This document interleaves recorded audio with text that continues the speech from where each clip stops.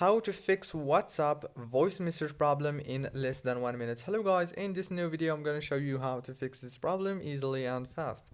All what you have to do is just open the settings on your phone and then go to the apps manager, go to apps, scroll until you find WhatsApp and click on it. Now after you click on WhatsApp, just go to the notifications management option and make sure that all the notifications are enabled from the first one to the last one. Go back, click here on this force stop option and then go to the permissions. After you go to the permissions, now make sure that all the permissions are enabled and then go back again and this time go to this option. It's called power usage details and make sure that the power consumption alert is enabled like this, and now reopen WhatsApp and congratulations.